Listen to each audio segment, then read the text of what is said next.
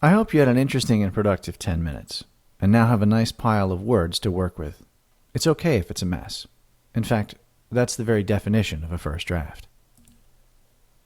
In this next part, I'm going to talk to you about how the language works well, and sometimes why it doesn't. Then, you'll be armed with some new tools and fresh eyes with which to return to your paragraph and make it a little better. Number 1. Words should be used to convey information. Now, this seems like it should be price of entry, that everybody should know this. But then how do things like this happen?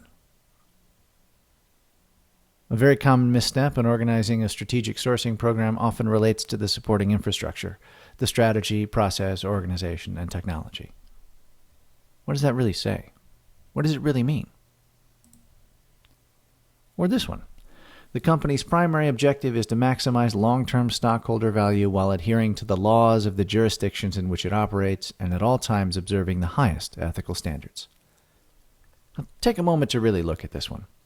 What does it communicate to you? Nothing, right? In fact, really the only thing you get from this pile of words is kind of an unintended negative connotation. Because they don't fill in the blanks, you kind of assume they're up to something. A good simplification of this might be, our primary objective is to make money and not get caught. Number 2. Information is that which reduces ambiguity. In 1938, this is how the father of information theory, Claude Shannon, defined his subject matter. On this basis, much of what is written doesn't qualify as information. What is this about? It is writing, or it is written, but it's not even information. It clarifies nothing. It literally increases the ambiguity around the policy it is trying to amend. Take a second to pause it and read it if you like.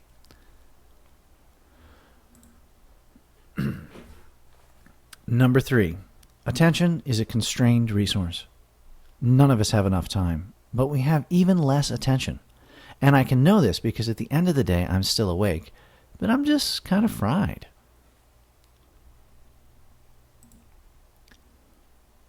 So I can formulate this Vaux equation. The clarity of your writing is inversely proportional to the number of words that you use.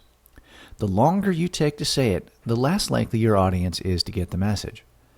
You make it harder to get your point across, because the person you're writing to has a limited amount of attention and is just going to move on. They simply don't have the extra attention to process a confusing message, even if they want to. But this equation isn't quite complete, because we haven't taken into account meaning. How big is your subject? I can order coffee with a couple of words, but to explain the decline and fall of the Roman Empire might take a couple more. So power equals the meaning you're conveying divided by the number of words you use to convey that meaning. And this captures the whole game right here. The fewer words you use to get your point across, the better job you are doing as a writer. To say it with words instead of with a faux equation, I would say you should use words like you're paying for each one.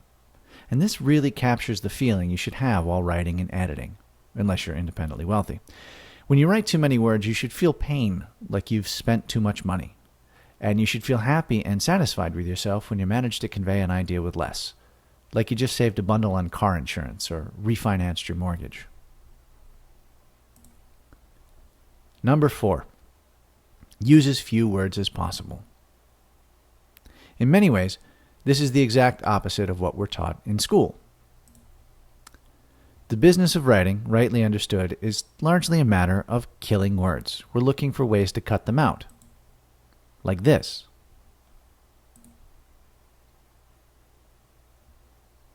This is very different, very, very different than what we've been taught. This is how I remember my 8th grade English teacher, Sister Mary Helen, and she would always threaten us with the 10-page essay on the Hoover Dam.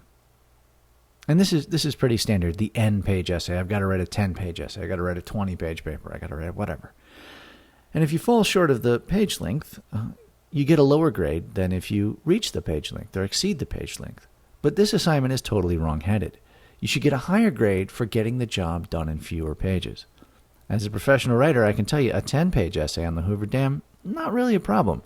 I'm going to have to look up how to do the citations in the correct format, but other than that, I just type on for days. The problem is the 2-page, logically complete paper. That's scary. That takes work. Part of using as few words as possible is using the simplest words you can. I suggest that you always use the simplest word you can get away with. For example, all patient meals will be rethermalized by use of a microwave oven before delivery to patients. You got to be some kind of a jackass to use the word rethermalized, or really trying to impress somebody, or there's some issue going on here. But look at what happens if we take it out. All patient meals will be microwaved before serving. And as we unravel this a little bit more, we can get it down to don't serve cold meals. So here's the original version of someone trying to impress. Simplified, trying to impress. Are you impressed by this? The thing is that clear, powerful thinking is impressive. And if you don't have that, there's no amount of dressing up that will make it any better. It just makes it worse. Fancy words add an adverse and detrimental quality to all kinds of see, big words, they're a problem. Lexicographic, all kinds of activity. Fancy words just suck. This is the classic advice on writing, and I love this paragraph with all my heart. And every time I talk about writing or I teach a class, I read this out loud, and I love it a little more each time I do. Omit needless words. Vigorous writing is concise. A sentence should contain no unnecessary words, a paragraph no unnecessary sentences, for the same reason that a drawing should have no unnecessary lines and a machine no unnecessary parts. This requires not that the writer make all his sentences short, or that he avoid all detail and treat his subjects only in outline, but that every word tell. There's just one problem. As good as this advice is, it's like telling someone that investing is a matter of buying low and selling high, and then expecting them to make money in the market. Or that boxing is jab, cross, hook, maybe uppercut. This advice is absolutely true, but absolutely useless until someone shows you how to do it. You have to know something else. You have to be able to put it into practice. So I'm going to show you how. Let's take this pile of words and cut it right down to the heart of the matter. If you want a little extra practice, you can pause the video here and rewrite this on your own. Otherwise, I'm just going to go through it like a buzzsaw. There's much conversation in dog circles about why the American Pit Bull Terrier is only recognized by the United Kennel Club and not the AKC, and why some dogs are dual registered in both kennel clubs. Now, there are multiple things going on here, and there are multiple ways to start looking at this sentence to rewrite it. But I'm just going to try and make it shorter. So, dog circles. Where else would this conversation take place? And the last point is really sort of a separate thought. It belongs in its own sentence, but it seems tangential to the point the writer is trying to make in this sentence. It's a total incoherent mess right now. I mean, it reads like Mongo is saying it. Why American Pit Bull Terrier recognized by United Kennel Club? But if you pare it back to its essence like this, it becomes clearer how to rebuild it, to make it faster, stronger, and better. Why is the American Pit Bull Terrier recognized by the United Kennel Club, but not the American Kennel Club? Boom. Very clear. And if you'll notice, we've clarified this by making it shorter. The business of writing is about killing words.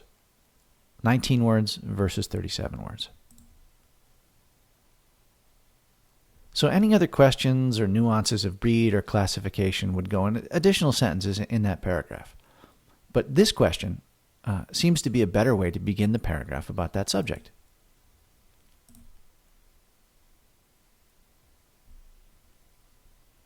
Always cutting.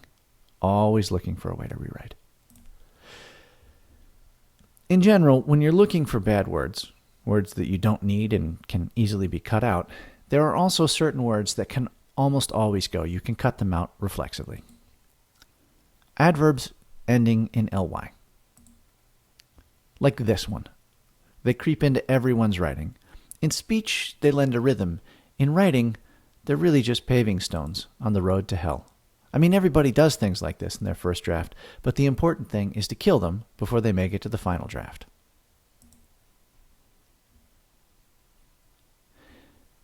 The road to hell is paved with adverbs. Stephen King wrote this about fiction. So how much more important is it to get rid of these things for business writing? So if you've used an adverb ending in ly, chances are you've used the wrong verb. So we could modify the verb to run like this. Ran quickly, ran away, ran slowly, ran awkwardly. But it's shorter and more precise to use these verbs, or something like it. But that's not the real problem. The real problem is a phrase like really liked. It's so ambiguous it could mean anything. When it's spoken, we can give it meaning through tone. I really liked her. I really liked her. But that doesn't come across on the page. Really liked could mean just about anything. Especially if you say it sarcastically. Oh, I really liked him. Number 2, adjectives. If you catch an adjective, kill it. It's not like Mark Twain's writing wasn't colorful. You just don't do it with adjectives. For example, this is the 1983 Bulwer Lytton Fiction Contest winner. It's a contest where talented writers compete to create a truly awful, awful piece of prose. So this is a skilled writer trying to make something awful, and the result is magnificent. I mean, everything is wrong with this piece of writing. Everything. The camel died quite suddenly on the second day, and Selina fretted sulkily and buffing her already impeccable nails, not for the first time since the journey began, pondered snidely if this would dissolve into a vignette of minor inconveniences, like all the other holidays spent with Basil. Yeah, it's terrible. So let's just start cutting a little bit here.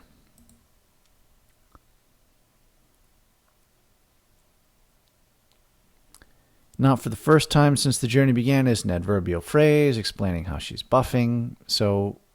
But what happens if, you could look at things and cut and make your own judgment. But what happens if we just cut all the bullshit out? The camel died on the second day. There's a kind of magic here.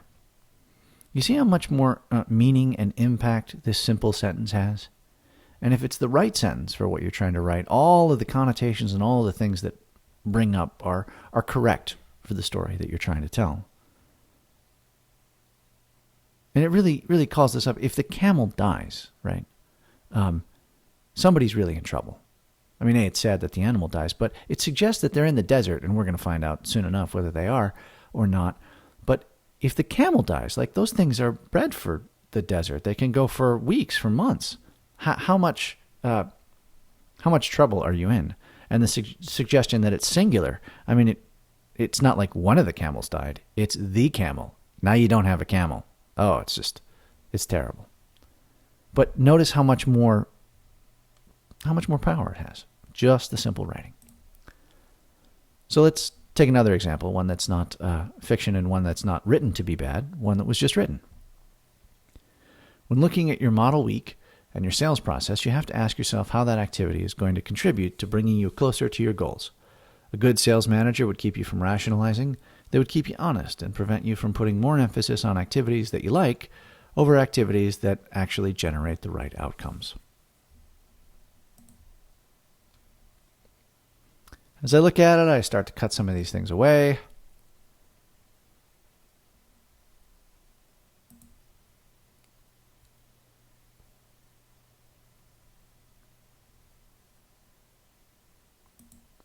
It's still pretty damn long, though.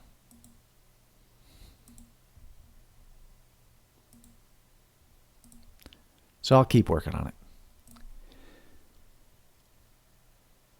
When looking at your model week, this is really kind of the subject here. Ask how that activity is going to bring you closer to your goals. A good sales manager would prevent you from putting more emphasis on activities that you like over activities that generate the right outcomes.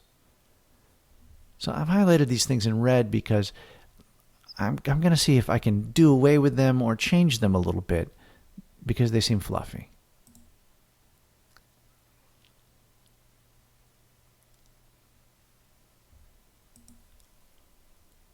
So we get to a place that's tighter and crisper than where we started. Way tighter and crisper. When looking at your model week, ask how each activity will move you closer to your goals. A good sales manager would prevent you from wasting time on activities that don't get you where you need to go. See how a good sales manager would keep you from rationalizing, they would keep you honest and prevent you from putting more emphasis on activities that you like over activities that actually generate the right outcomes. See how the first version is really just, it's not as precise. It's fluffy. You're using a lot of words to dance around the point rather than just making the point. So what I'd like you to do now is to look at what you've written and cross out all the adjectives and adverbs just right off the bat and the phrases that act like adjectives and adverbs in what you wrote. And then see how much more you can take out. Rewrite it to make sense. Good luck. Have fun.